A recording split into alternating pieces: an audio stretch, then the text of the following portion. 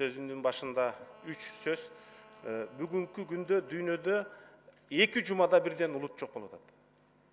Ошондо bir айда 2 улут, 1 жылда 25-30 улут жок болуп атат.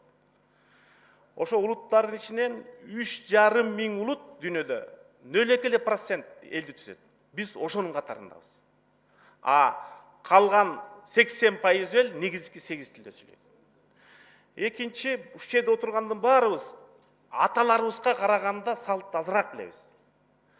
Балдарыбыз бизден аз билет. Ошондо ар бир муунда 20% азайганда бир кылымда нарк, салт эбегейси азайып кетиши мүмкүн. Үчүнчү, ушул жерде тарыхчы агайындар отурат. 6 кылымдан 10 кылымга чейин ушул чөлкөмдө 7 мамлекет, 7 каганат болгон. Тибет, Тан, Чыгыш түрк, Батыш түрк, Түргөш, Уйгур, Кыргыз. Андан бери 1400 жыл өттү. Ошо 7 каганаттан азыр 2 эле өлкөнүн эли бар. Тан империясы бул Кытай, Кыргыз каганаты бүгүнкү эгемендүү Кыргызстан. Ошол кыргыздын кыргыз болуп сакталып калышында эң негизги роль ойногон мен ойлойм бул нарк. Нарк болсо калк болот. Калк болсо улуттун руху, маданияты күчтүү болот. Бүгүнкү чогулуп атканыбыздын дагы бир себеби мен ойлойм ошол наркты эки байлык бар, бул материалдык байлык, көзгө көрүнгөн, колго кармалган байлык. Ал байлык азайып баратканы көзгө көрүнүп турат. Бирок колго кармалбаган, көзгө көрүнбөгөн, жүрөк менен гана сезе турган, мээде, эс тутумда, дээринде болгон байлык бул руханий байлык. Бул материалдык эмес байлык. Көчмөн эл ал байлыкка өзгөчө маани берген. Себеби көчмөн жаздан күздөгө, күздөөдөн кыштоого көчкөндө эң аз материалдык байлык алган. Көчмөнгө материалдык байлык өтө тоскоол болгон. Ал атына 2 куржун, андан башка боз үй, калганын мээсине сактаган. Жанагындай эпопеяларды мээсине сактагандыгы бул турмуштагы аргасыздык болгон. Калганын эс тутум менен гана билиш керек болгон. Бүгүнкү айтыла турган сөз Кыргыздын ай күн календары. Кыргыздын улуу шедеврлер бул боз үй десек, комуз десек, манас десек, Орхон Енисей десек, ай күн календары анын кемеңгерлиги андан кем эмес. Дүйнөдө ушул күндө таанылган 4 календар бар. Бул Григориан календары бүгүнкү биз жашап аткан, мусулман календары мусулман өлкөлөрүнүн, еврей календары, анан Кытай календары. Бирок өзүбүз ушунчалык алсыздык кылып далилдей албай келатабыз. Кытай календары бул кыргыздардын негизинде жазылганын. Анын 6-7 кылымдагы Тан империясынын императору Тайзуң деген болгон, ал жазып атат, бул кыргыздардан алдык деп. Ошол Тайзуң бул Кытайда чоң ренессанс жараткан император болуп, ал Кытайдын тарыхында алтын доор деп окутулат. Анын доорунда Лилиң деген кол башчысы болуп, 40га жакын согушту башынан өткөзүп, бирөөнү да жеңилген эмес. Ошо Лилиң айтып атат. Бул түрк ааламында биздин эң жакын тууганыбыз, жана Кытайдын түндүк тарабында душман киргизбей, биз менен кызматташкан элчилик мамилеси өтө бийик деңгээлде кыргыздар деп жазып атат. Эми мен ошол азыркы ай күн календарын кээде казак туугандар да жазып жүрөт. Бирок бүгүнкү ай күн календарынын ээси, автору кыргыз эл экенин далилдей турган 7 факты. Биринчиси Саймалуу таш жазуулары. Саймалуу таш жазууларына эң кичүүсүнө 1500 жыл болгон, эң улуусуна 3000 жыл болгон.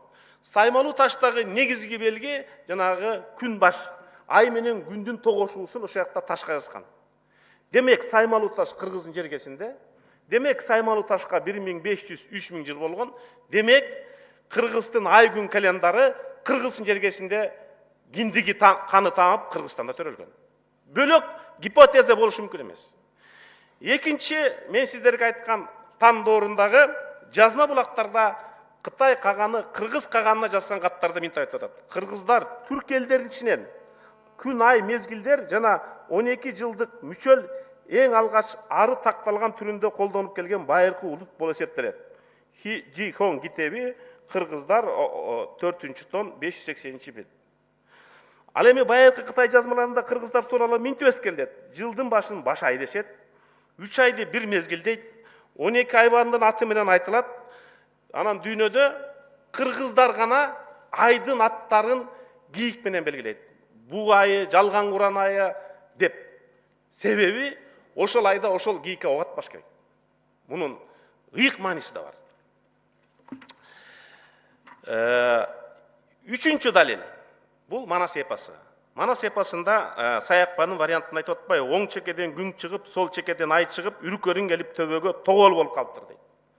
Же болбосо Сагынбайдын вариантында жыл эсебин алайын, жылдык атка салайын, ал эле чычкан, ал эле жылы барс эле, ал эле коен жылында, ал эле жыл эле деп айтат да Манастагы.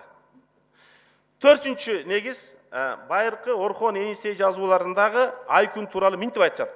Үстүндө теңири кан, ажыдар жылаан жылда 7-нчи айда күчтүү алып каганымдан айрылып калдым. Билге, мен сен өлгөндөн кийин болдум дүйнөгө. Жер, суу, теңири тапкачка кирет. Эми карасаңыздар, батыш окумуштуусу Абель Ремиус 1820-жыл жазып атат. Жыл санактарын айбанат менен эсептөөнү кыргыздар киришкен деп. Мындан дээрлик 200 жыл илгери батыш окумуштуулар айтып атат. Бул жыл санактын авторлору кыргыздар деп. Биз ошону өзүбүз тааныбай атабыз. Бешинчи негиз, бул Санжырадагы айрыкча Үсөйүн Айжы, Талып Молдо, Белек Солтоноевтордо жазылган улуттук ай, анын циклдери жазылган, кандай аталыштары жазылган.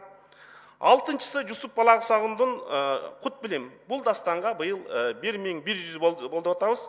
Анда жазылып атат. 12 топ-топ жылдыз бар түнкү чакта, баарынын орunu бар башка-башка кой жылдыз үркөр менен катар келет, эгиздер саратан менен жакын жүрөт. Артында арыстан буудай тараза бар, жаа менен чаян жылдыз кошуналар, андан соң теке келет, балык келет, чыкканда түнкү асманга жарык келет. 3 белги жазга төбөл 3 айга, 3-ü күз, 3-ü келет кышкы жайга. Же болбосо Махмуд Кашкари 11-чи кылым. Барс кыргыз жыл санагы, жыл саноодо түрктөр жаныбардын 12 түрүн алып, 12 жылдын атын ошол жаныбардын аттары менен аташкан. Ошону менен тарых эсебин башташкан дейт. Эми Орхон Энисей кыргыз жазмаларында кой жылы, мечин жылы, 9-чу айда, 7-нчи айда деген жазуулар бар. Айрыкча элетиштеги жазууларда, ынанчу 5 балыкка байланыштуу жазууларда. Эмне үчүн булар бизге керек? Биринчиден, бул ата бабадан калган мурас, эбегейсиз мурас. Булар 1000 жылдап биздин ата бабалардын кан жанынан, өмүрүнөн, акыл эсинен, баамдасынан, дээринен жаралган. Аны сактап калуу биздин улуттук парыз. Эмне үчүн керек? Экинчиден, Кыргызстандын элинен 67 дээрлик 70% айылда жашайт. Айылдыктар үчүн аба ырайын билүү, чилдени билүү, же болбосо малды кыштоого чыгарууну билүү, кайсы учурда мал төл салып кое болуш керек. Кыргыздын ай күн календарында бар толук жазылган. Эгерде биз ошону толук билсек, жок дегенде мектептерде окутса, бүгүнкү күндө биз малдын башын сактоону, жайытты сактоону, дегеле экологиялык кодексти биз кыргыздын ай күн календарынан үйрөнө алабыз.